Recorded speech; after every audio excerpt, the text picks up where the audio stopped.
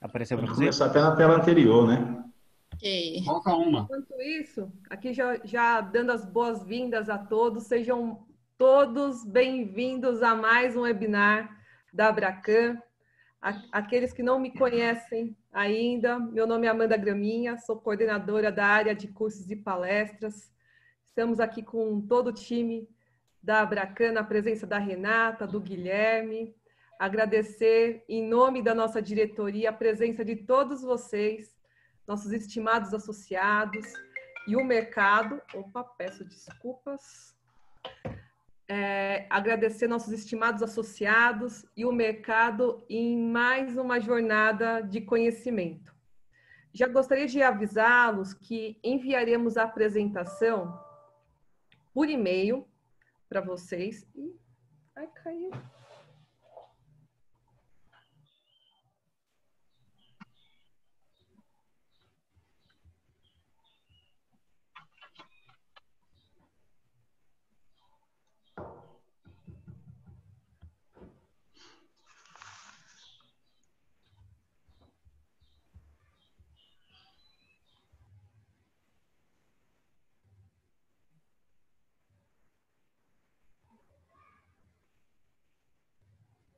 Acho que a Amanda caiu. Só um instantinho, pessoal. A Amanda já está conectando novamente.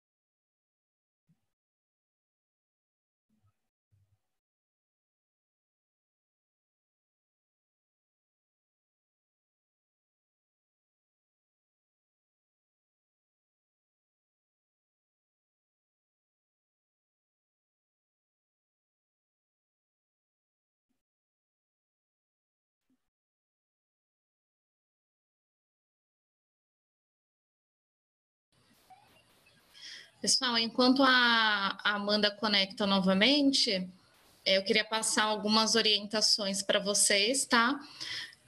Teremos aqui hoje o Daniel Braga e o Nelson Rodrigues. Nós pedimos que as interações sejam feitas através do chat ou do Q&A, que eu ou a Amanda faremos a mediação e transmitiremos as perguntas ou comentários aos palestrantes, tá? Só um instantinho, por gentileza, que a Amanda já está retornando.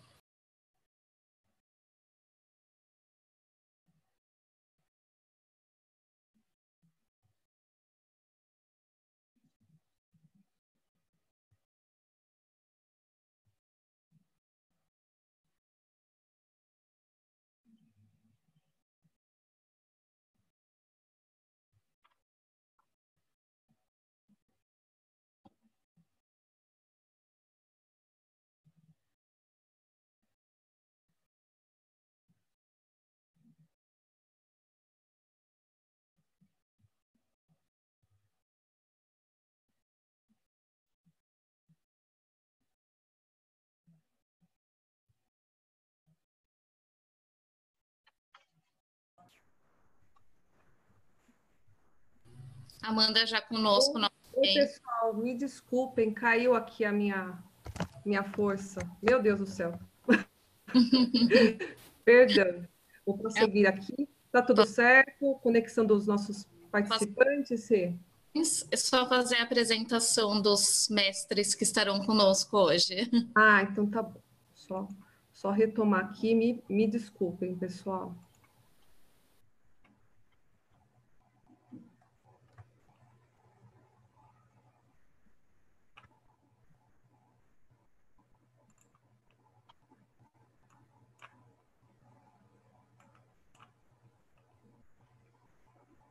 Então, já tinha agradecido aqui a presença de todos vocês. em mais uma jornada de conhecimento. Peço desculpas essa situação imprevista que caiu a minha energia aqui em casa, né? Mas que bom que tudo resolvido. Acho que caiu bem na hora que eu estava avisando que nós enviaremos a apresentação para vocês, para todos os presentes, por e-mail. Tá bom, pessoal? E caso vocês tenham alguma dúvida, comentários, vocês podem utilizar aqui o recurso do chat, certo?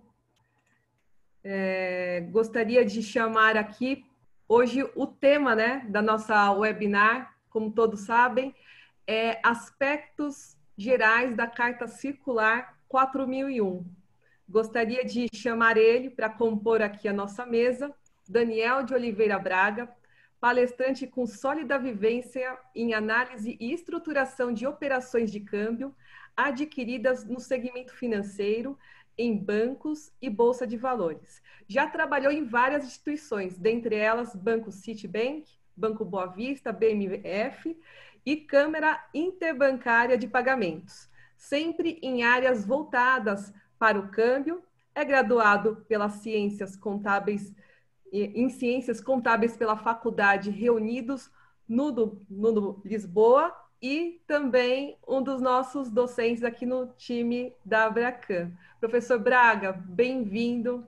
Mais uma vez, nossa gratidão imensa por trazer esse tema colaborativamente aqui à Abracan em extensão ao nosso mercado. Bem-vindo. Boa tarde a todos. Obrigado, Amanda, a Renata, a Kelly e a toda a equipe aí da Abracan. Vamos tentar fazer um negócio diferente aí junto com o nosso amigo Nelson. Ai, com certeza, Braga, muito obrigada. E também gostaria de chamar aqui para compor a nossa mesa, ele, Nelson Rodrigues de Oliveira. Ele é ex-chefe adjunto do Departamento de Supervisão de Conduta do Banco Central do Brasil, atuou no Banco Central do Brasil de 1985 a 2013, onde exerceu, dentre outros, alguns cargos comissionados tais como chefe adjunto do Departamento de Supervisão de Conduta, chefe adjunto do Departamento de Prevenção a Ilícitos Financeiros e de Atendimento de Demandas de Informações do Sistema Financeiro, chefe adjunto do Departamento de Combate a Ilícitos Financeiros e de Supervisão de Câmbio de Capitais Internacionais e consultor do Departamento de Combate de Ilícitos Cambiais e Financeiros. O nosso querido mestre Nelson tem um currículo aqui imenso, estou apenas resumindo suas atividades. Ele também é portador do diploma de mérito do COAF, que é o Conselho de Controles de Atividades Financeiras, por reconhecimento de contribuição ao Sistema Brasileiro de Prevenção e Combate à Lavagem de Dinheiro e ao Financiamento do Terrorismo, em abril de 2014. Atuou como representante do Banco Central nas reuniões de Estratégia Nacional de Combate à Corrupção à Lavagem de Dinheiro, ENCLA, e no Sistema Brasileiro de Inteligência. É formado em Ciências Contábeis. Nelson, muito obrigada pela colaboração. Eu acabei resumindo aqui o seu currículo, é um currículo vasto, tanto conhecimento, nossos queridos mestres, e eu gostaria de passar a você a palavra a partir de então. Muito obrigada. Ok, boa tarde a todos. Prazer grande estar aqui com vocês. Obrigado pelo carinho, a atenção da Amanda, da Renata. Agradecer a Kelly pelo convite, pela oportunidade de estar com vocês aqui para a gente conversar um pouquinho, trocar um pouquinho de experiência. Currículo, acho que não diz muita coisa, não. O meu currículo é muito simples, né? Eu sempre digo, eu sou Nelson Rodrigues, não aquele. Sou casado com Dona Marilena Paro, tenho 2 filhos maravilhosos, a Isa e Caroline, que estão nos assistindo, e o Igor Vinícius, que também está nos assistindo. E tenho 3 netos fantásticos. Esse é meu currículo. O resto é o resto. Né, Mestre Braga? É isso aí. Bom, gente, eu perguntei para a organização do evento como é que era composto o nosso público, para a gente poder ver como a gente trabalharia, né? E me foi dito que, há algum tempo, esses eventos eram só para os associados da Abracan, que agora está aberto, e que é um público mesclado. Então, quer dizer, no meio nós temos pessoal do mercado, pessoal bem informado, e temos pessoas também que são estudantes, não são do mercado, tá? Então, o que a gente gostaria de fazer?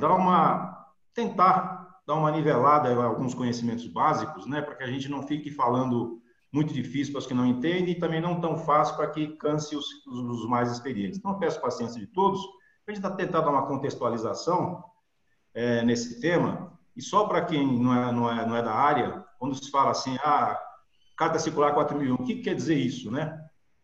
Então, vamos entender o que ela quer dizer. Dentro de um processo de prevenção à lavagem de dinheiro e combate ao financiamento do terrorismo, ela é uma carta que atualiza algumas situações que podem configurar indícios de lavagem de dinheiro, tá?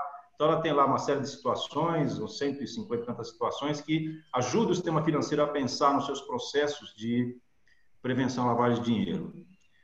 Mas, para falar de lavagem de dinheiro, nós vamos começar por uma provocação. Eu peço avançar o slide, por favor, Guilherme.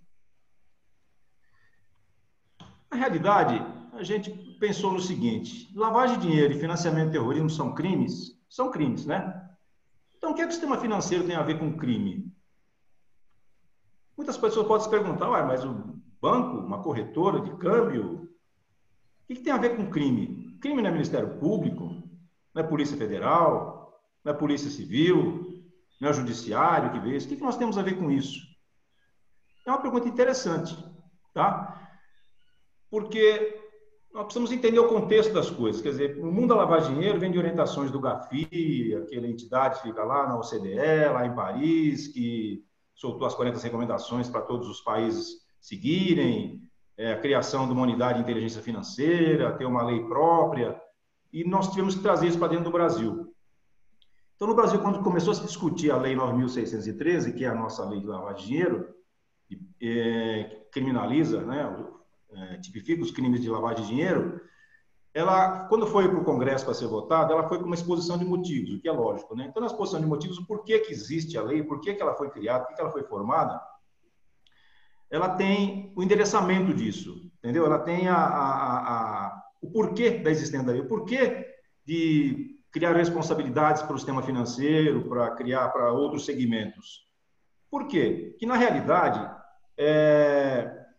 os segmentos podem ser utilizados pelos lavadores de dinheiro para suas operações. Os segmentos nas suas mais perfeitas operações. Vamos pensar num banco, vai coisa maior. O banco, ele capta cliente, ele capta depósito, ele capta aplicações, ele faz operações de câmbio, ele faz uma série de negócios com seus clientes. Para ele seria simples ele pegar qualquer pessoa como cliente, jogar para dentro, trazer seu dinheiro, não importa a origem do dinheiro, nada. Amanhã estoura um escândalo, aí como é que fica a situação? Como é que fica a credibilidade dessa instituição financeira, desse banco? Como é que fica a credibilidade do sistema financeiro como um todo, se ele for utilizado por esses criminosos, né? Então, a lei criou essa ligação, esse link. Olha, não é só o Estado que tem que cuidar do crime. Quem, de alguma maneira, participa ou viabiliza ou cria um canal para esses crimes tem que nos ajudar. Tem que oferecer informações. Agora, nós, como sistema financeiro, precisamos ter a firme ideia que nós não somos investigadores, tá? Não precisamos tirar isso da cabeça. Não somos investigadores, nós somos operadores de mercado. Nós trabalhamos no mercado financeiro ou outros setores obrigados, no mercado de joias, no mercado de consultorias, no mercado imobiliário. Os setores são obrigados a fazer comunicações ao COAF. Então, nós não somos investigadores. Só que a lei nos obriga a ter certas situações, ter cadastro dos clientes, registrar as operações, selecionar operações para análise, fazer comunicações ao COAF. Então, ela criou essas obrigações do sistema financeiro. Então, o contexto é assim, a lei foi criada nessa linha, nesse título, para proteger toda a sociedade, na realidade. Então, quem pode colaborar, colabora com esse sistema mundial, vamos chamar de sistema nacional de prevenção à lavagem de dinheiro. E tudo isso eleva a imagem do país para o mundo, que o país ele é avaliado pelo mundo no seu.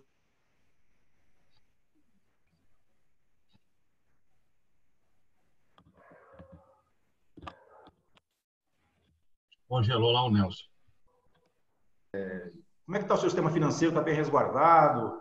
Então, uma série de avaliações que podem prejudicar a imagem do país, mas o objetivo é deixar o país numa situação de alto padrão, tá? Afinal de contas, o Brasil é um dos 38 países que são membros do GAFI. Praticamente toda a comunidade mundial participa do GAFI, mas membros mesmo são poucos, tá? E o Brasil é um deles. Então, nós temos essa obrigação de trabalhar nessa linha. E a Lei 9.613, ela criou algumas, além de tipificar o crime, criou na parte administrativa dela, a primeira parte criminal, a segunda parte administrativa, criou obrigações para todos os segmentos, tá? Eu destaquei apenas, assim, como um acordo com Braga, destacamos apenas um artigo 11 da lei, dentre todos que ela tem, todos os conceitos que ela tem, e ela diz assim, estabelece que pessoas, referindo no artigo, dispensarão especial atenção às operações que, nos termos das instruções emanadas das autoridades competentes, possam configurar aí sérios indícios de crimes. Esse é o destaque que eu faço do artigo, quer dizer, ela recomenda que as autoridades competentes orientem seus supervisionados, seus fiscalizados, para que, no caso de sérios indícios de crime ou alguma coisa relacionada com ele, deverão comunicar ao COAF, abstendo-se de dar conhecimento à parte interessada ou qualquer pessoa. Isso para dar segurança para todo mundo. Então, esse é um comando da lei que nos importa muito. Por que eu estou destacando os sérios indícios de crime? Porque nós vamos falar daqui a pouquinho mais a ponta da 4001, e lá tem uma série de evidências, né, que podem constituir indício de lavagem de dinheiro. Mas podem constituir. Mas o que é sério indício? Onde é que é médio indício, alto indício, médio indício? Não tem um muro traçando isso daí. Mas o comando legal é sério, então não é qualquer coisinha que vai comunicar, vai encher a base do COAF de informações, tá? E a lei fala, nesse artigo, fala no final que seria num prazo de 24 horas que tem que comunicar. Aí tem uma discussão no mercado, mas é muito claro, é a partir que o sistema financeiro caracterize a obrigação de comunicar, tem um prazo de 24 horas para comunicar. Então, entendam quem não é da área, ou alguns que são da área, esse contexto mundial. GAFI, país, uma lei, um órgão de inteligência financeira, que é o COAF, um órgão de supervisão do sistema financeiro, que é o Banco Central, que é a CVM, agentes que regulam outros setores, e setores que não são regulados se reportam diretamente ao COAF. O setor de joias, por exemplo, né? Se reporta diretamente ao COAF. Tá? COAF. Quem é COAF? COAF é uma unidade de inteligência financeira, Conselho de Controle de Atividades Financeiras. Serve para quê? Como o seu nome diz, unidade de inteligência financeira, ele recebe informações de toda a sociedade, de todos os obrigados, de todos os setores, e junta numa grande base de dados para gerar informações de inteligência financeira. Inteligência financeira. O COAF também não é um órgão investigador, não investiga nada. Ele junta informações de todos os sistemas, joga para a sua base de dados e, a partir daí, ele começa a gerar trabalho, gerar frutos, gerar seus relatórios de inteligência financeira para o Ministério Público, a polícia, ou para órgãos que peçam, dentro da sua competência. Nós vimos aí no ano passado, o COAF andou muito em voga, né, porque estava no Ministério da Fazenda, começou o governo Bolsonaro, foi para o Ministério da Justiça, saiu do Ministério da Justiça, voltou para o Ministério da Economia e hoje está no Banco Central. Mas ele nunca deixou de cumprir seu objetivo. E o COAF é um órgão de suma importância para nós no país, que volta e meia se ouve falar no COAF de uma maneira de oferecimento de informações para o sistema financeiro. Então, essas grandes operações que a gente vê pelo Brasil sempre tem informações de inteligência do COAF, quer dizer, para ajudar os órgãos persecutores a melhor analisar seus processos. Então, ele junta informações na base e oferece isso às instituições financeiras. Então, é importante que todos os seres, as entidades obrigadas a informar o COAF tenham uma comunicação com qualidade, né? Tenham uma informação com conteúdo. Não é informar por informar, porque o COAF não é um depósito de informações. Ele é assim, ele quer informações trabalhadas, informações qualificadas, informações consistentes. Pode avançar uma tela, por favor, Guilherme? Então, a gente separou um pouquinho para quem trabalha no ramo, né, entender o que é uma informação, o que é uma comunicação com qualidade. Tá? Lógico que isso está mudando agora, né, com nova lei, não sei o quê, mas só para você ter uma ideia, como é que o COAF trabalha, como é que o COAF utiliza informações. Então, nós, o sistema financeiro, um banco, uma corretora, vou fazer uma comunicação ao COAF. O que eu escrevo? O que eu coloco? O que eu boto? Como é que eu faço? Então, esse seria um caderninho, mais ou menos, de entendimento do COAF. Ou seja, se você fizer uma comunicação com envolvidas informações idênticas a fenômenos já comunicados pela instituição anteriormente, essa comunicação não tem qualidade quase nenhuma para a base do COAF. Então, ele chama de terminativo, quer dizer, ele recebe e arquiva aquilo. Aquilo ele não vai usar para mais nada, porque ele já tem a informação anterior. Tá? Se você fizer uma comunicação só porque você recebeu um ofício judicial determinando a quebra de sigilo bancário, ou viu no jornal uma notícia, saiu no jornal que o XPTO aconteceu isso, o Zé Bolinha aconteceu aquilo, eu vou comunicar. Então, essa informação também não tem qualidade para o COAF. Então, para ele é terminativo, ele não dá nem nota para essa avaliação. Agora, a tua comunicação, ela foi recepcionada pelo COAF 3 meses antes da data final da operação comunicada, beleza, você tem um peso 1 já, você já ganhou uma nota 1 se você atendeu isso. Isso vai mudar agora para 3978, tem uns 45 dias, mais 45, né? Tá? Se você põe informações adicionais na comunicação, tem compatibilidade com os enquadramentos, explica os sinais de alerta, quer dizer, o que te alertou para aquilo, o que te chamou a atenção, beleza, tua comunicação tem mais uma notinha 2. Se você fez uma comunicação que apresenta informações adicionais, que permite identificar parte relevante dos recursos, inclusive das contrapartes, beleza, tem mais uma notinha 2.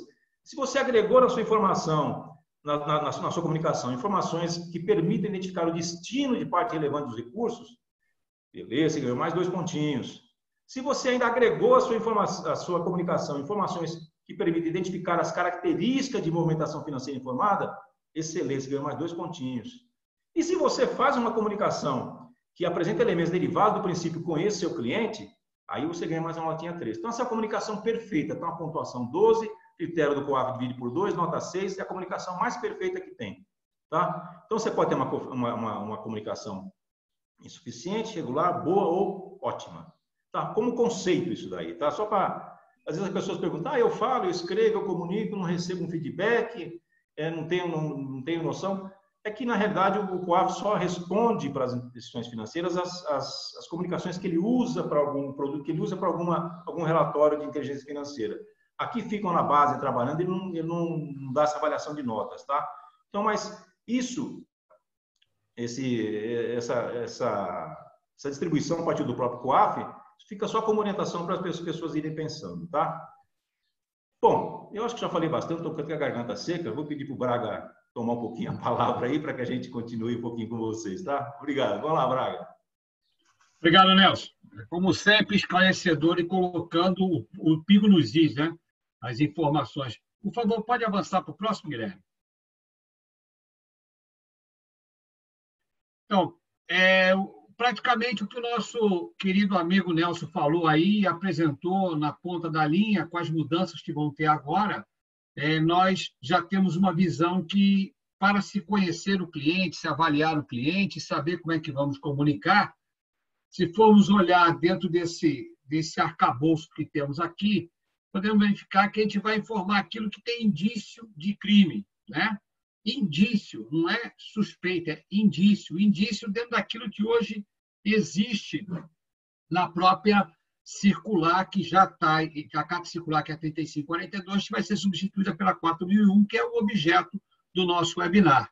Se nós olharmos tudo isso que está aqui para ser comunicado, o cliente vai passar por várias fases dentro da instituição, né? Então, a instituição vai ter a oportunidade de detectar se existe realmente algum indício, porque ela vai fazer uma abordagem do cliente, ela vai conseguir identificar e, principalmente, qualificar.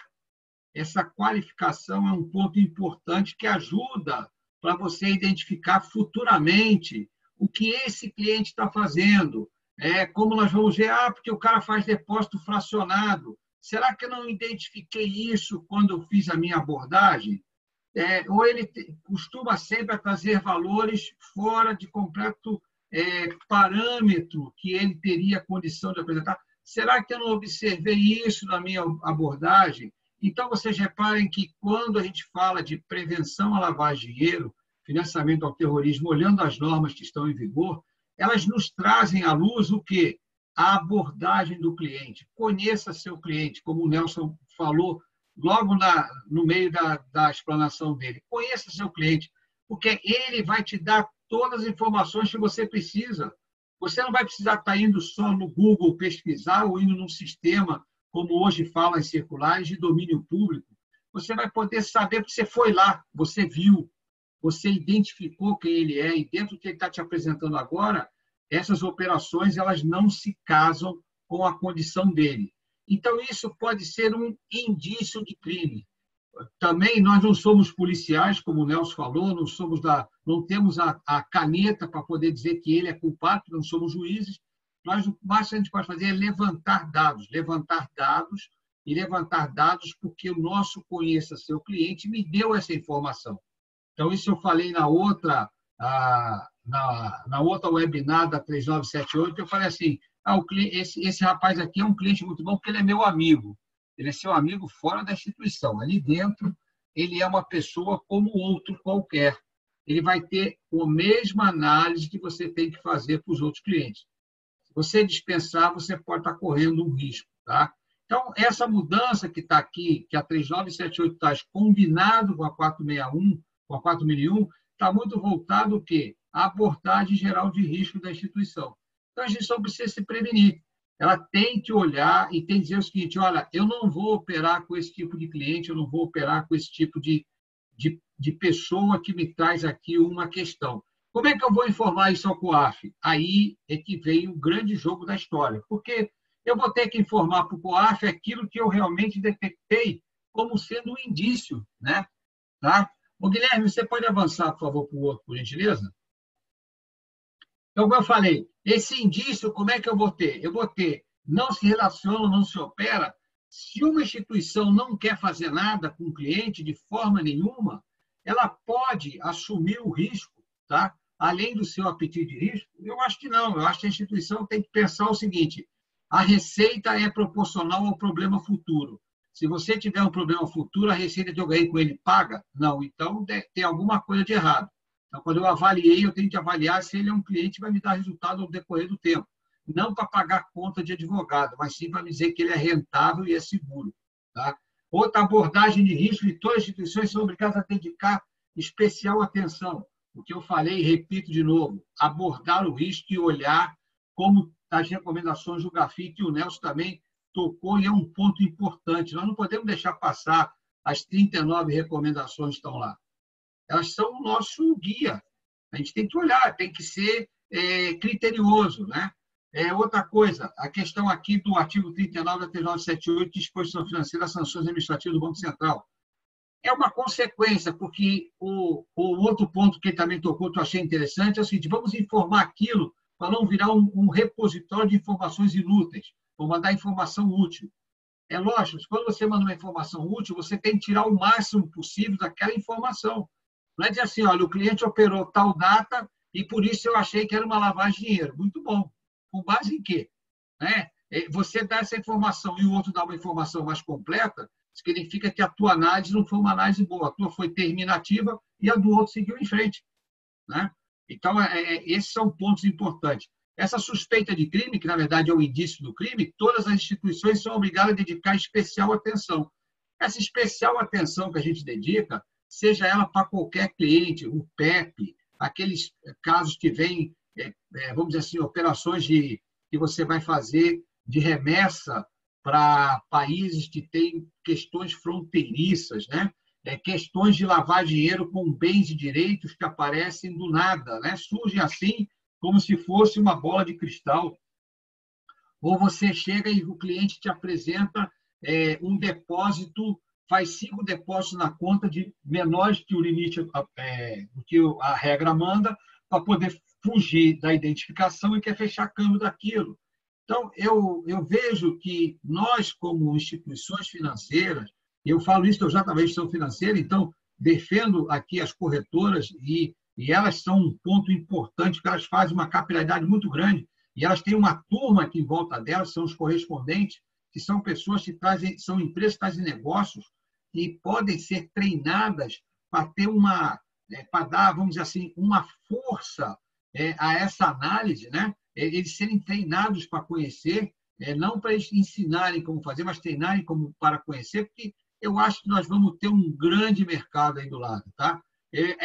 Essa análise deve fazer da 4001, que daqui a pouco o Nelson vai entrar e eu também. Nós botamos aqui uns exemplos, até vamos fazer uma prova, né, Nelson?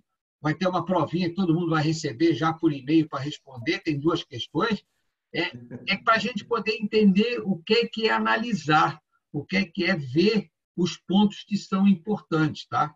Então, falei pouco, porque o Nelson, graças a Deus, me adiantou um monte de assuntos, já deu uma boa empurrada, e eu vou passar a palavra de volta para ele para a gente poder entrar nos outros assuntos seguintes. Aí tem mais 2 slides bem interessantes. Na realidade, só reforçando aí o que o Braga colocou, esse de apetite ao risco é um assunto importante no mercado, né? Quer dizer, a norma exige aí do sistema financeiro que a administração prepare uma declaração de apetite ao risco, quer dizer, para que ele diga que riscos que ele está disposto a assumir e quais são seus controles, como é que ele mitiga esses riscos, né? Então, por exemplo, quando foi colocado aí, nenhuma instituição financeira é obrigada a assumir risco além do seu apetite, na verdade, o risco, ela não é obrigada a assumir nem de ter o cliente como seu cliente, ela não é obrigada. Ela pode encerrar o relacionamento com o cliente. A que preço? Ela avalia o preço. Quer dizer, ela sabe, porque... Por que eu digo isso? Você pega uma grande instituição. Por exemplo, teve um caso no passado aí, até eu me lembro que eu discutia muito com o Lial na época do começo da lei de lavagem de dinheiro, algumas situações de mercado, né?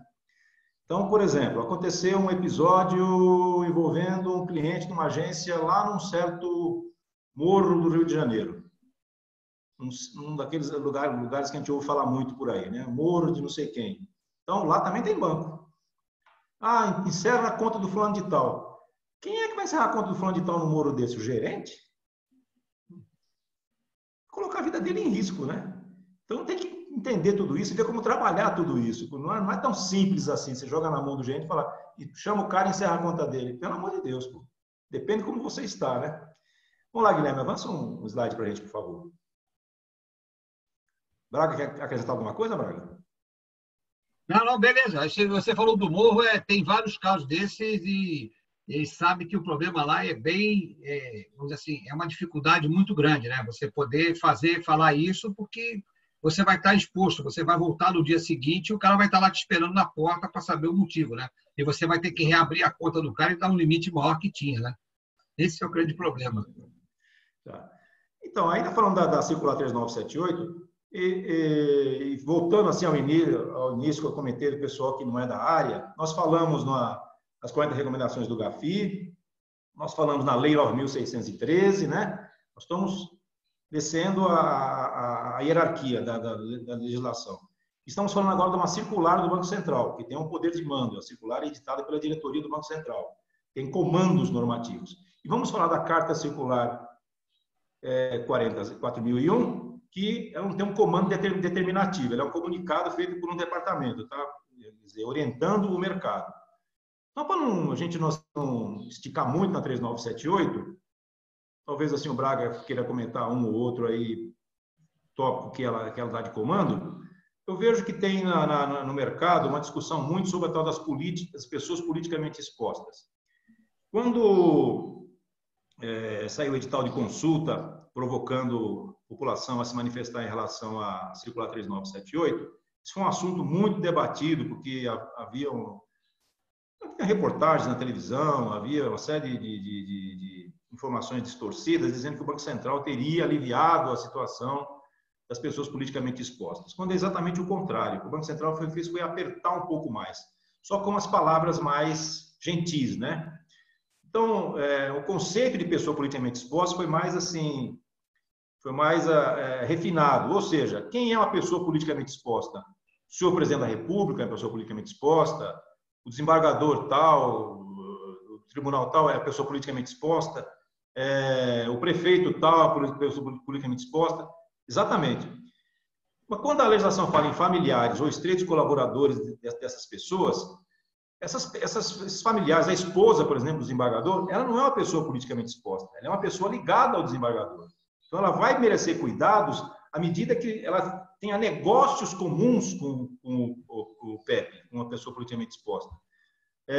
O filho é uma pessoa politicamente exposta? Não, não é pessoa politicamente exposta. Ele é ligado a uma pessoa politicamente exposta. Tá? Porque viu-se que se começasse a pessoa politicamente exposta é o desembargador, sua esposa, seus filhos, seus irmãos, seu pai, sua mãe. Se são PEP, então a esposa, os filhos, o pai e a mãe deles também passariam a ser. E onde vai parar tudo isso, né? Onde vai chegar tudo isso? Então, PEP são aquelas pessoas que estão enquadradas no regulamento. Os demais são pessoas ligadas. E pessoas ligadas não precisa ser essencialmente mulher, filho. Pode ser um motorista, pode ser um vizinho que dá vazão a negócios, que serve de laranja. Esses são tratados assim. Braga, tem algum que queira destacar aí?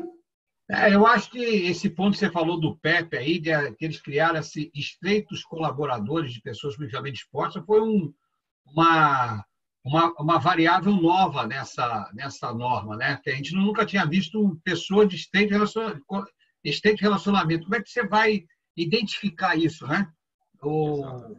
Esse é um problema que a instituição vai ter que fazer na abordagem dela, conhecer quem é esse cara, quem é que está ligado com ele diretamente, né? Tem um outro ponto, Nelson, que eu acho que a gente também vai ter que dar uma olhada nessa questão de risco, que é situações onde não seja possível manter atualizadas as informações cadastrais dos seus clientes.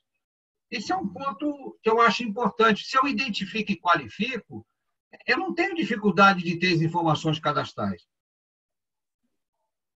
A norma está aqui dizendo isso, mas a gente sabe que não vai poder fazer diferente do que está. A receita de bolo diz, são 3 canecas de farinha, meio litro de água, 4 ovos e sal. Você não vai botar 6 ovos e vai reduzir a água e o sal, mas senão a fórmula não funciona.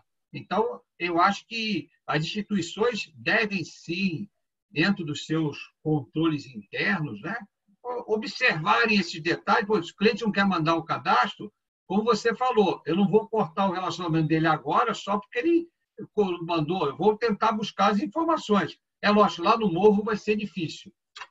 Então, esse é o caso que você vai ter que analisar com quem? Subir para cima e explicar, eu estou aqui na lista do novo. Você quer que eu faça o quê? O homem comanda o tráfego aqui. Como é que eu faço? Ligo para a polícia para ir lá em cima e fazer o levantamento? Tem uma situação interessante, né?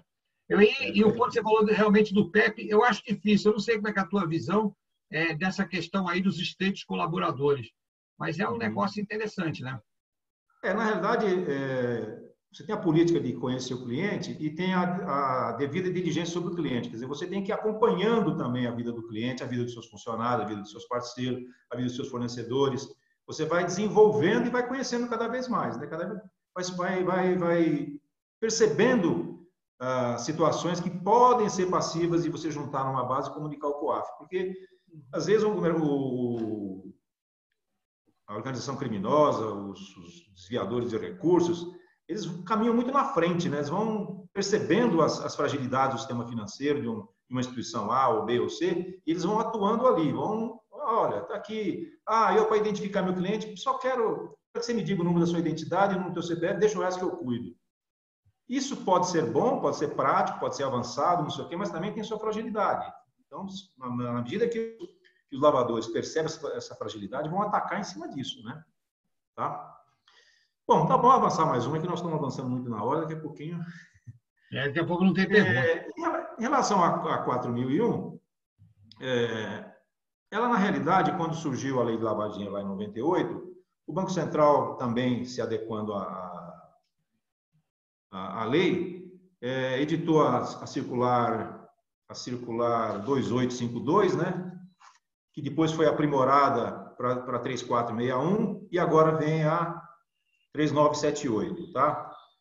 E em termos de carta circular, ou seja, de orientações de cases, de indícios de lavagem de dinheiro, ela lançou lá em 98 a 2826, Carta Circular 2826, que foi aprimorada pela 3542, que o Geraldo Magela assinou, né?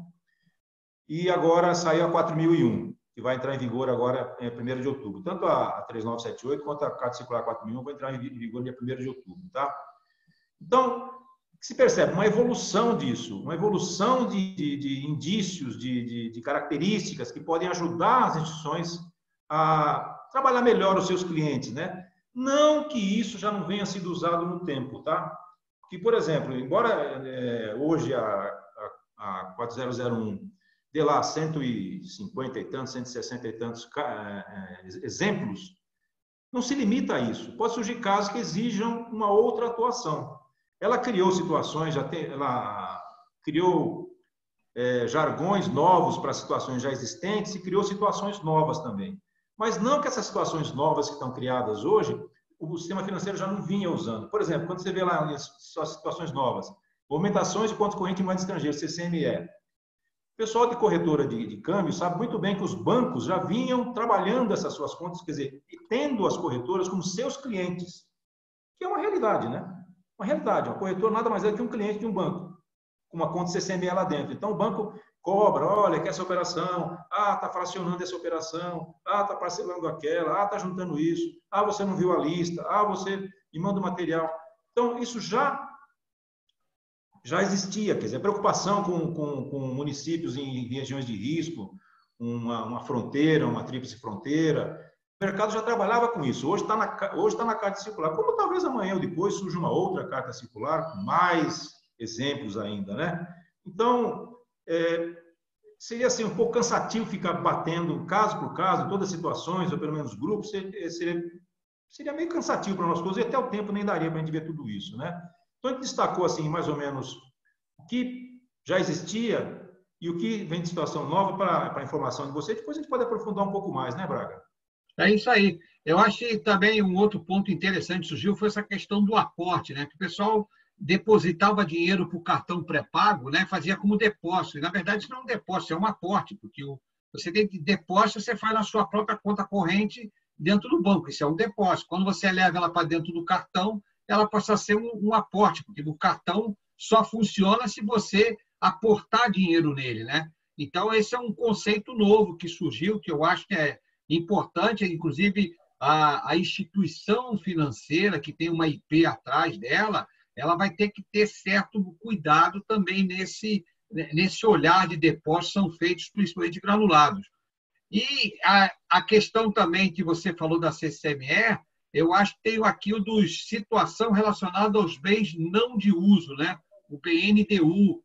Então, é aquele cara que tem um bem que você vai fazer o que com ele, né? O cara vai vender aquilo, como é que está sendo mal utilizado, ele aluga para alguém, recebe aluguel aí, talvez seja de uma pessoa que não tenha uma boa índole, né? Tenha problemas com a justiça, e aí como é que você resolve isso? Eu acho que passou, e aí o Nelson falou bem, o Banco Central ele está preocupado, sim, com essa possível utilização de bens para esquentar ou lavar dinheiro, né? Porque é uma forma que tem de você tornar o dinheiro lícito, né? Você dá uma cara para ele diferente. Quando a gente trabalha lá com a equipe lá do Bianchini e tudo, a gente vai ver o BNDU. Então, a gente pega todos os imóveis que o cara tem, tudo aquilo tudo que é bens não de uso. Então, o cara tem um barco, né? Quer dizer, o cara comprou um barco, beleza. Aí você vai fazer um levantamento, o cara não tinha condição de ter um barco. Como é que ele tem um barco? Né? Ele tem capacidade para isso? O barco dele está o nome dele, é um barco de terceiro, né?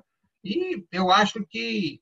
E, por último, eu vou passar essa bola para você, porque você é um cara mais experiente que eu, já viveu umas outras coisas, essas situações relacionadas a campanhas eleitorais. Esse daí, a mudança que a Receita fez para colocar o nome, no conta pediu para a Febraban, já saiu, acho que está uma circular do Banco Central, que coloca o nome do deputado e o partido dele do lado da conta corrente, né? Eu acho que isso aí foi uma mudança grande, né, Nelson? Isso vem evoluindo muito, já de muitos anos vem se estudando essa situação das campanhas eleitorais, né? Várias experiências já foram feitas, porque existem alguns problemas, assim, por exemplo, entre segundo turno da eleição e a diplomação dos candidatos é um período muito curto para o TSE analisar as prestações de contas. Então, várias situações já foram trabalhadas. Agora, existem indicações de recursos que não têm uma origem, né, legal, abastecendo contas assim. Aconteceu, sempre acontece. Não sei se continuará acontecendo, mas a tendência é essa, porque você não zera, né? É um risco que você tem. Você não zera, mas vai se tentando fechar, vai se criando o conceito, criando a cultura. O mais importante disso é no tempo a gente ir adquirindo a cultura de prevenção à lavagem de dinheiro. Nós, as instituições financeiras, o seu alto comando, o seu corpo de colaboradores, os seus profissionais que prestam serviço, criar essa cultura, porque isso vem em benefício de nós, da nossa sociedade, dos nossos filhos, no nosso caso, dos nossos netos, né? Quer dizer, essa cultura que é importante, tá? Eu acho que o próximo slide é com você, né, Braga? Vamos ver esse próximo slide aí. Isso é um caso, tá?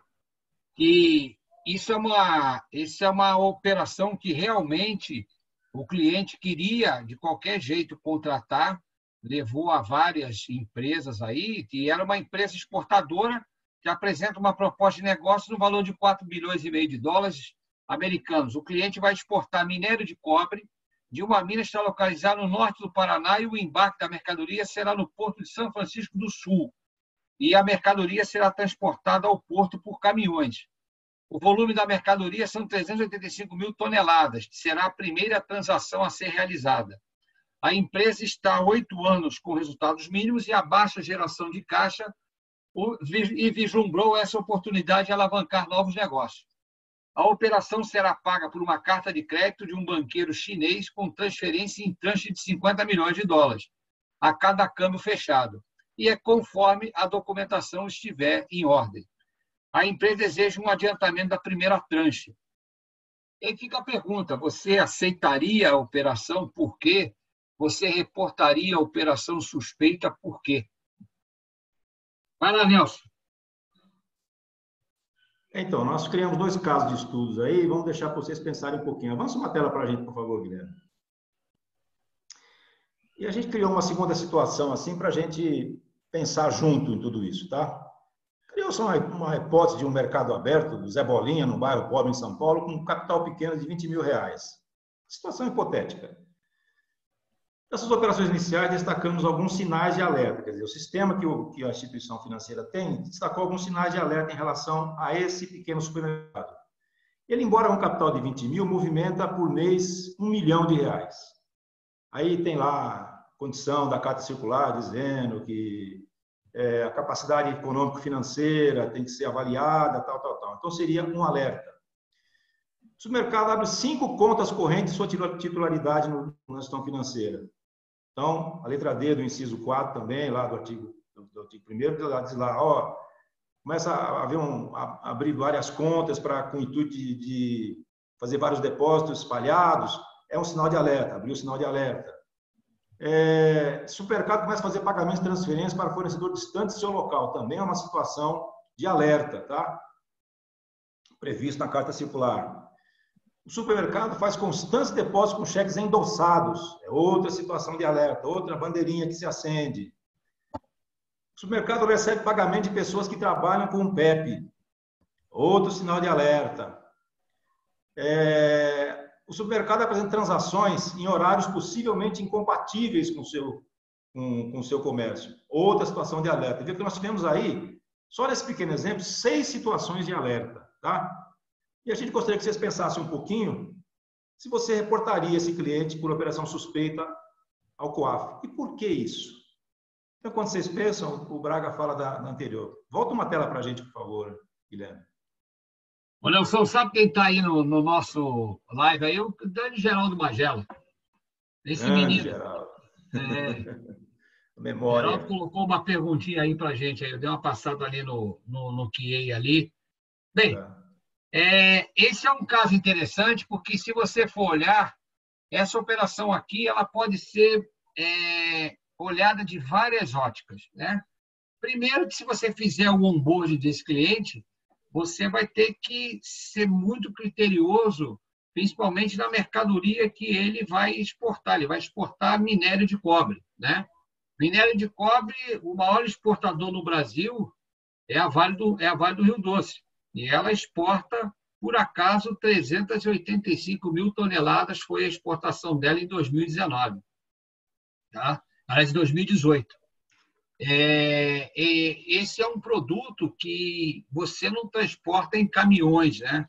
Você transporta ele num container fechado em cima de um caminhão, né? Você imagina a quantidade para subir do Paraná para um porto em São Francisco do Sul, que é depois de Joinville. Quer dizer, é uma viagem extenuante para se chegar lá. Se eu for olhar aqui, eu não daria crédito para essa empresa por uma questão simples. Ela tem baixa geração de caixa? Não. Ela não mostra a que veio, porque ela ficou praticamente 8 anos sem fazer nada. E agora ela arranja um cliente de 4,5 bilhões. Esse cliente aqui que apareceu aqui, ele não tem base nenhuma para fazer essa operação, né? Olhando os relatórios, comparando com os grandes exportadores, dentro da Carta Circular 4001, a nova, e olhando a antiga também, eu estou vendo que isso aí é praticamente uma incompatibilidade de volume em relação ao que o mercado produz. Então, ela está produzindo mesmo que uma Vale, né? E fora que Paraná, para você ir para Santa Catarina, você vai ter que fazer uma volta, né? Você vai ter que sair, pegar toda a BR para poder entrar. Ou então você sobe pela Serra do Rio do Rastro. Você subiu um caminhão ao contrário, você não vai conseguir subir, né? Porque o caminhão tem 35 mil toneladas distribuídas, é muito caminhão. E um ponto importante, que ali não diz na Carta Circular, que aí é o conhecimento que você vai buscar. Essa mercadoria, ela é extremamente cancerígena. Ela precisa ser em contêiner lacrados com aquele símbolo de material tóxico, né?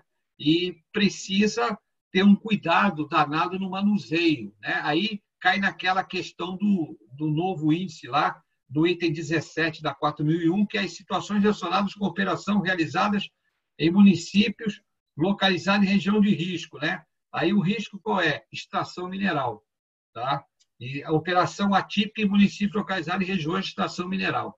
Então, analisando friamente, eu sinceramente, eu considero isso aqui uma fraude. Comunicar essa operação ao COAF, não sei se eu conseguiria comunicar, porque eu não encontraria muitos indícios aqui para classificar.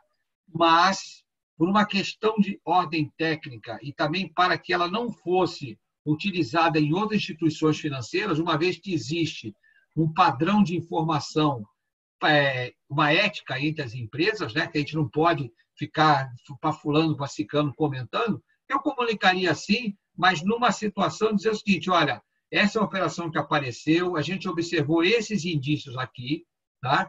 É lógico que esses 50 milhões pode ser até de alguém lá de fora que vai dar dinheiro para um banco para trazer para cá, mas eu não consigo evidenciar se é uma lavagem de dinheiro ou não, mas eu considero isso como uma operação que tem um indício de ser atípica, só isso. E aí o COAF, se ele achar uma questão, vamos dizer assim, de tocar para frente, né? Eu acho que o Nelson teve lá, pode até avalizar ou não a ideia, de iniciar e esperar que mais gente informe. Se ninguém informar, porque o cara sentiu que o mercado analisa a fundo esse detalhe, né? E aí não vai ter outra comunicação. Eu não sei, Nelson, como é que você viria isso lá se batesse na sua mesa quando você estava sentado lá? Eu não tive esse prazer de trabalhar dentro do COAF, não. Foi um prazer muito grande. Mas o que você falou está correto.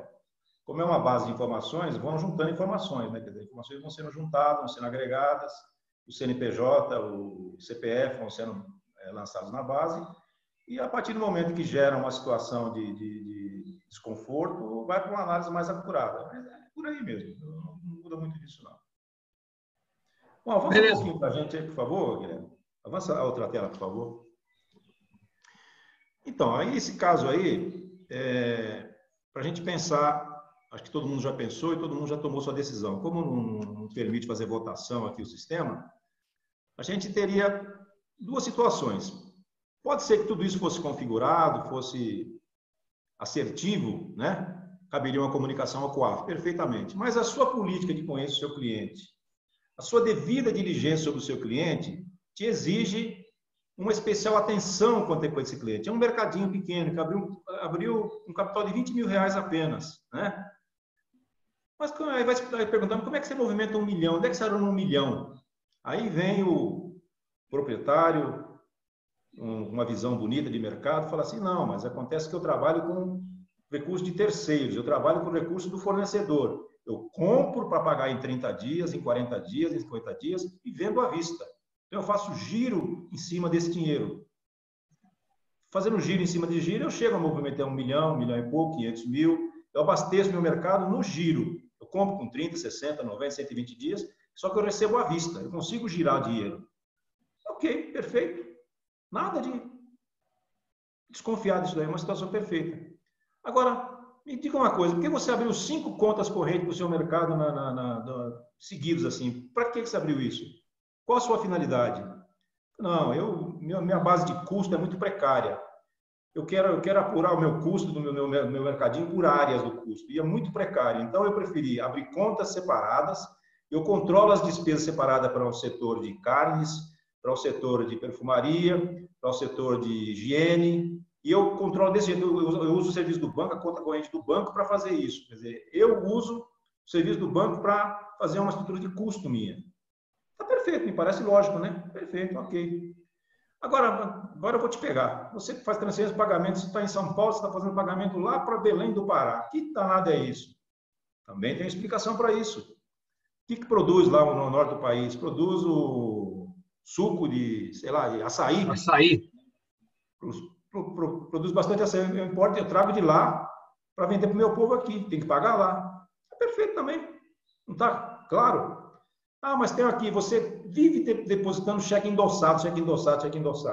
Olha, eu estou numa região pobre, o pessoal trabalha para serviços pequenos, recebe pequenos cheques, vem aqui, troca o cheque, endossa o cheque, compra mercadoria e me dá um cheque.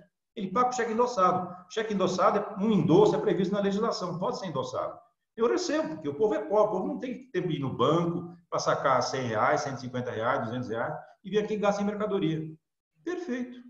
Mas você tem gente que é PEP, que trabalha com PEP. Você tem a dona Maria aí que trabalha com o desembargador tal. Bom, ela trabalha com ele, ela é empregada dele, trabalha na casa dele, faz a limpeza dele e só se limita a isso. Aqui ela movimenta comigo o dinheirinho que ela ganha por mês, o seu saláriozinho mínimo, salário mínimo e meio, e depois do dinheiro dela não tem mais do que isso. A conta dela não tem nenhum indício de movimentar dinheiro do PEP. Perfeito, passou.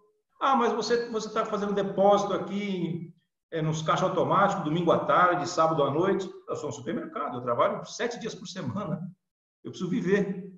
E não vou ficar com dinheiro aqui guardado no banco que resolva esse negócio. Eu vou lá, ponho nos envelopes e deposito. Qual o problema? Então, vocês vejam, uma situação com 6 sinais de alerta, a partir do momento que você foi conhecer um pouco mais o seu cliente, você viu a situação dele, você viu que não era passivo de comunicação. Com 6 sinais de alerta, hein? Que é bastante. Muita gente com um sinal de alerta já sai comunicando. Aliás, o Braga comentou um negócio que é coisa interessante. A norma, ela fala para você ter certos cuidados. Por exemplo, operações acima de 10 mil reais exigem certos cuidados. E você via no passado, hoje não deve acontecer mais isso, mas alguma pequena instituição falava, a operação acima de 10 mil reais eu vou comunicar. Quero saber. Se acima de 10 mil reais eu vou comunicar. Na realidade, você também está descumprindo a norma. A norma não fala para você comunicar operações acima de 10 mil reais. Fala para você analisar, você trabalhar esses clientes com operações acima de 10 mil reais. Não é passou de 10 mil, sai comunicando, sai enchendo a base do COAF de informações. Não. Então, você vê, são dois casos com conotações diferentes que geram estudos, demandam conhecer o cliente, demandam o que você vai fazer. Não é assim, o camarada está fazendo operações de 10 mil todo dia aqui. É um indicativo, mas procura saber o que é isso. Né? Por que está acontecendo isso? Um fluxo de caixa. Como assim fluxo de caixa 10 mil todo dia? Aí eu tenho um posto de gasolina. Normal. Absolutamente normal, não é isso? Isso nós devemos nos preocupar com isso daí. Eu estou vendo, queria conversar bastante com você, mas também o nosso tempo já se encerrou. Nos deram até as 18 horas, nós prometemos que íamos parar antes das 18, não conseguimos parar. É que o Braga fala muito, coitado. Poxa, desculpe, Braga. Desculpe, Renata, desculpe, isso, Amanda. A Amanda arranjou mais meia hora para a gente, vai. Ela sempre arruma. Minha parte eu dou encerrado por hoje. Não tem problemas. Vamos seguir. Legal, eu acho que valeu aí, Nelson. A gente terminou aí com os casos. A nossa ideia, quando eu conversei com o Nelson, a gente não está aqui para dar aula para ninguém, né, Nelson? A gente só quer passar o que a gente vê, a nossa interpretação da 4001, e a gente deve buscar sempre analisar o negócio com a ótica de quem precisa entender o que está acontecendo. Não é simplesmente assumir a posição, vou comunicar e resolver o problema. Eu acho que você piora mais aí no problema, né, Nelson? Verdade, é verdade. Vamos lá, Amanda. Falar, Renata. Temos aqui algumas dúvidas, né? O próprio Varanda, ele comentou aqui, boa tarde. Ele deixou aqui os especiais cumprimentos aos competentes expositores Daniel e Nelson. Falou que é um prazer ouvi-los e absorver um pouco da experiência acumulada. Mandou um abraço para vocês. Obrigado, Varanda, homem da ética. Homem que nos ajuda muito na ética. Isso. O nosso querido, estimado Geraldo Magela, ele também colocou aqui os comentários dele, avisando que é um prazer rever os amigos, excelente painel. E aí ele questiona aqui, na visão de vocês, quais outros sinais de alerta não previstos na Carta Circular 4001 seriam importantes ser incluídos no processo de monitoramento e seleção? Pergunta picante, hein, Geraldo? Bem que você falou realmente que você ia... Quem somos nós para ter mais situações do que o Banco Central, né? Quem somos nós, meros mortais, né? Na realidade, para entrar como regra geral, como tem uma carta circular, talvez fossem poucos os casos, talvez não me ocorra nenhum de momento. Mas existem situações mais diretamente ligadas a certos segmentos que poderiam ser incluídos, mas não é o conceito da carta circular, incluir alguma suspeita em operação do mercado de um corretor de câmbio, somente para corretor de câmbio, que não fosse comum para um banco, para não sei o quê. Então, a carta circular vem para todos, né? Tem muitas situações que a gente sabe que não estão abraçadas aí, casos que vão surgindo, ainda mais nesse avanço tecnológico que nós estamos hoje em dia, né? Criando aí várias instituições aí que você nem comparece, mas, assim, no processo de identificação mesmo, você vê que hoje você já está permitindo o acesso de pessoas ao sistema financeiro sem sequer visitar, sem sequer conhecer a pessoa, né?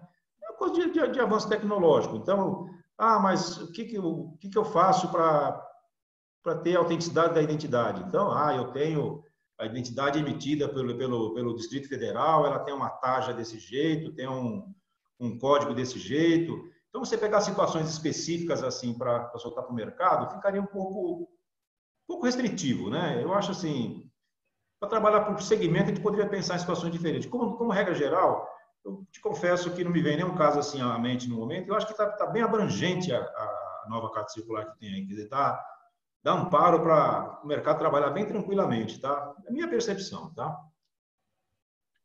Acrescentando aí, eu dei uma lida nessa carta circular várias vezes, Nelson.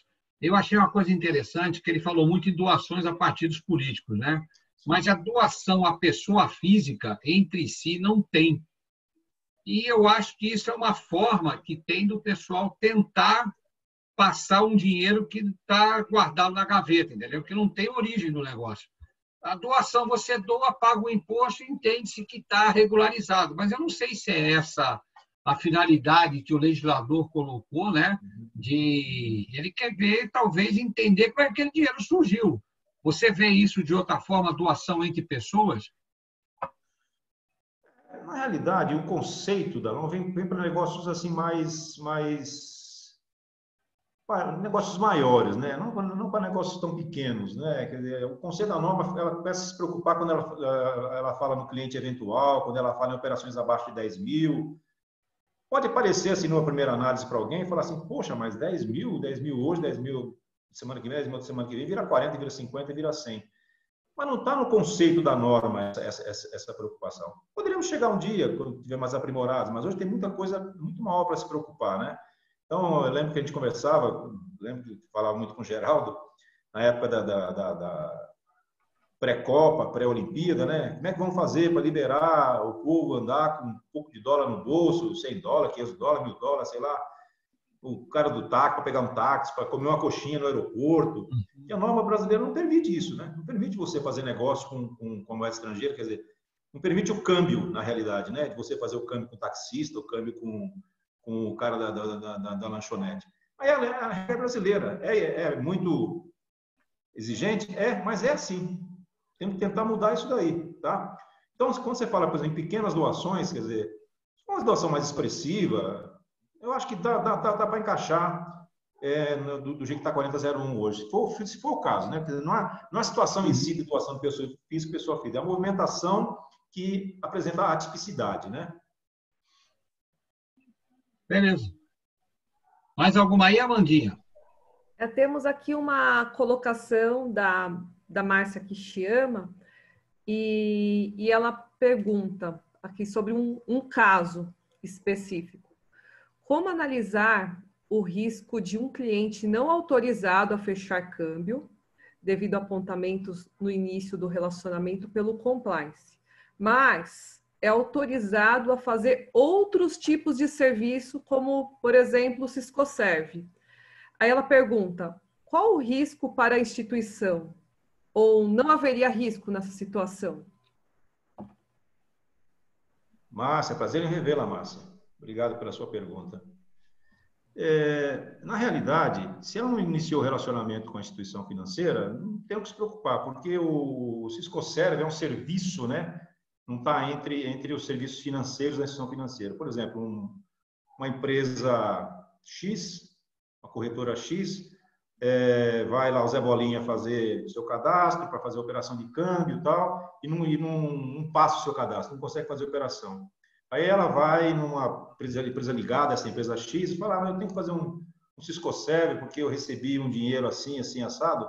É um serviço que não está entre os serviços do sistema financeiro, é um serviço paralelo, né? Não está abrangido pela norma, é um serviço paralelo, um serviço de consultoria, de assessoria, o nome que se queira dar, tá? Agora, fazer câmbio fora do mercado, essa possibilidade no mundo legal não existe, né? No mundo legal não existe. Sabe que acontecem as coisas, tem pessoas com mala, tem pessoa que recebe aqui, paga lá fora, recebe aqui, mas está no mundo paralelo, né? No mundo fora da legislação. Então, não tem como ter uma solução para isso, né? Não tem como ter uma resposta para esse tipo de operação, né? Isso está no mundo do crime, né? Isso aí realmente é uma situação que você falou. Se não reiniciou o relacionamento, você prestar um serviço para preencher um formulário, você não tem responsabilidade nenhuma, né? A tua responsabilidade é em colocar a informação correta no campo correto.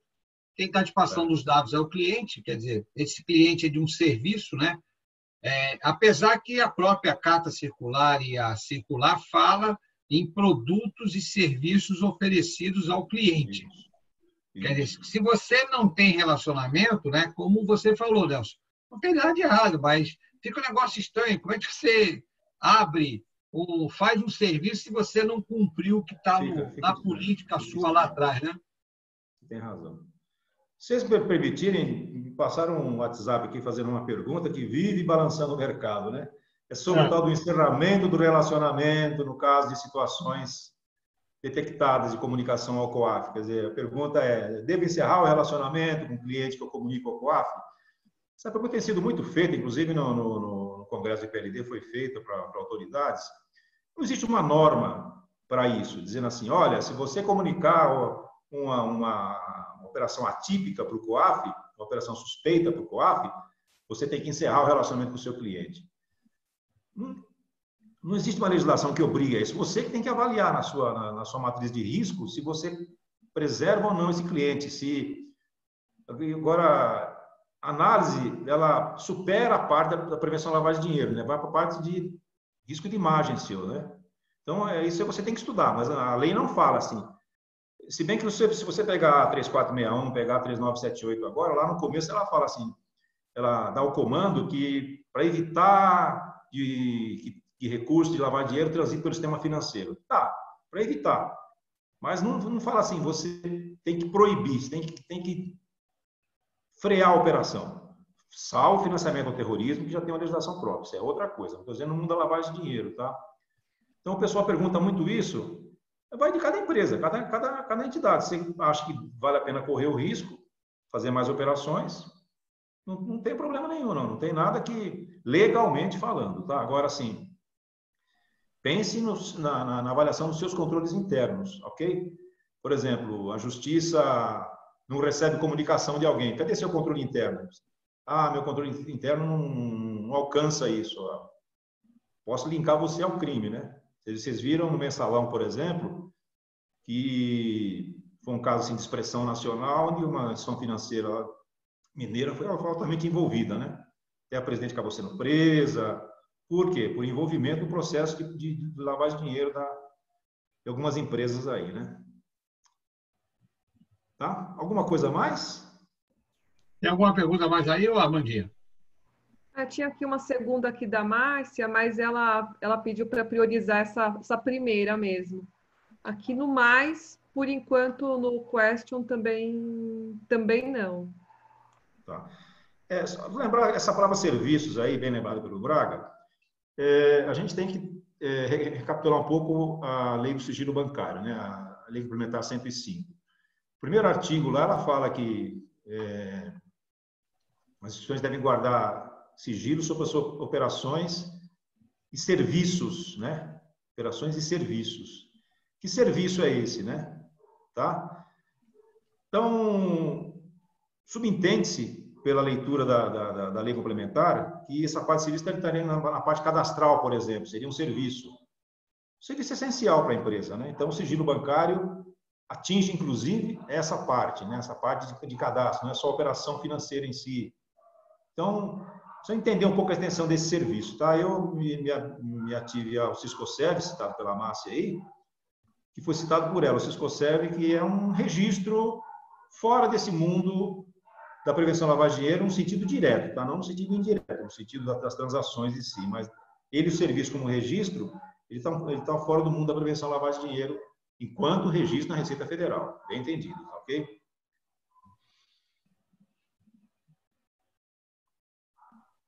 Bom, eu acho que por hoje tá bom, A né? turma está todo mundo com medo. A gente foi botar a prova, né, Nelson? Aí ficou todo mundo com medo de perguntar. E o pessoal elogiando também aqui o nosso querido Ângelo Calori, parabenizando, agradecendo a ambos. Obrigado. Obrigado. Um abração aí ao Ângelo aí. Eu assisti a palestra dele, que ele foi mediador do Compliance para de mulheres. Achei muito legal, a palestra muito boa. Fantástico o evento. Interessante. A gente estava lá mediando. Ai, que bom. Então, no mais, aqui somente agradecimentos em nome da Abracan, de toda a nossa diretoria, nosso corpo associativo. Os nossos queridos participantes estão reiterando agradecimentos, né? Até gostaria de colocar aqui o professor Manuel Cruz, do Banco da Ecoval, agradecendo a ambos, falando que foi excelente a apresentação. Sandra Suzuki também. Aí surgiu aqui uma pergunta do André Arruda. Eu posso? Pode. Por mim, tem que ver com o Nelson. Se o Nelson tem compromisso. Sem dúvida. Temos a noite inteira para conversar. Também agradecendo aqui vocês, expressando aqui gratidão de aprender com os mestres. Vou soltar aqui a pergunta do nosso querido André Arruda. Ele pergunta, em relação aos PEPs, o assessor de um deputado seria um estreito colaborador? Isso está naquela colocação que a gente fez, né? Quer dizer, o PEP, O deputado em si seria o PEP, depende do que deputado estamos falando, mas seria o PEP o deputado. Qualquer paralelo a ele, seriam pessoas ligadas a ele, a esposa dele. A norma fala na esposa, no filho, no pai, na mãe, né, no irmão. Mas, assim, o assessor seria considerado um estreito colaborador se tivesse relacionamentos financeiros com ele, acobertando transações dele, tendo uma conta paralela para administrar recursos do PEP. Quer dizer, teria que haver essa participação em negócios financeiros, né, para caracterizar, tá? Eu estou vendo o Ricardo Cardoso, agradecendo. Obrigado, Ricardo, Obrigada pela pergunta, André. Sua paciência, Ricardo. Ricardo Cardoso agradecendo também pela excelente apresentação. Obrigada pela presença, Cardoso. Decker também agradecendo o evento, elogiando, excelente. Oswaldo Kulcheski também agradecendo. O André agradecendo a elucidação aqui da pergunta. Então, senhores, somente nossos agradecimentos, reiterando, né? Muito obrigada, nosso querido mestre Braga, sempre conosco, Nelson, que de primeira, quando colocamos o convite, aceitou, amparou. Então, agradecer imensamente toda a colaboração e toda a estruturação que vocês trouxeram para esse nosso evento referente à Carta Circular 4001. Muito obrigada mesmo. Na realidade, é muito importante essa troca de experiências, né? Quer dizer, muito se fala em relação ao processo de prevenção à lavagem de dinheiro, muita coisa se avançou e temos muito a avançar ainda. Então, a gente fala em troca de experiência porque todos têm um grãozinho para colocar mais na comida, né? Cada um passou por um caso diferente, cada um passou, uns com mais experiência, outros com menos. Logicamente, o Braga, com seus longos cabelos brancos, tem uma experiência vasta também, né? Então, é importante a gente sempre trocando experiência. Então, esse fórum que a Abracan está oferecendo é importante para todos nós. Para nós que estamos aqui hoje falando, amanhã ouvindo, né? Mas, assim, para a galera que está começando, que está chegando no processo, é importante entender todo o histórico da participação do país nesse processo importante de combate a esses crimes que tanto tiram da gente nos serviços governamentais, né? Muito obrigado a todos, obrigado pelo convite. Se cuidem, tenham uma grande semana, tá? Muito obrigada, Nelson. Eu estou aqui também, com a nossa presidente, Kelly Massaro, manifestando parabéns em nome da diretoria Abracan, está aqui nos acompanhando no evento, e ela colocou impecável apresentação e explanação. É uma honra poder receber a aula desses mestres. E inúmeros outros comentários que estão aqui no nosso chat. Agradecer a todos vocês que estiveram conosco em toda essa jornada e já aproveitar, querido Nelson, querido Braga, amanhã nós receberemos às 16h30 Carlos Neto, ele vai trazer o tema PIX para corretoras de câmbio. Então, estejam convidados, eu coloquei aqui no recurso do chat a todo o pessoal que tiver interesse de participar, assistir. É um evento gratuito, será aqui pelo Zoom. Então, já deixei aqui para vocês o link para que vocês obtenham acesso pessoal a esse evento. No mais, nossos sinceros agradecimentos. Mais uma vez, Nelson Braga, muito obrigada. Eu gostaria de desejar a vocês uma ótima noite. Que prazer, que satisfação. É sempre uma honra tê-los conosco. Eu não canso de falar isso, né? Toda vez que eu escuto os mestres, eu me sinto uma pessoa ainda mais inteligente. E eu imagino que seja o mesmo sentimento de todos os colegas que aqui estão. A Renatinha aqui também no nosso time. Também, Rê, gostaria de deixar algumas considerações finais. Claro, eu gostaria de... A Renata apoiando aí todo claro. o evento, né, Rê? Brigadão. Nosso querido Gui.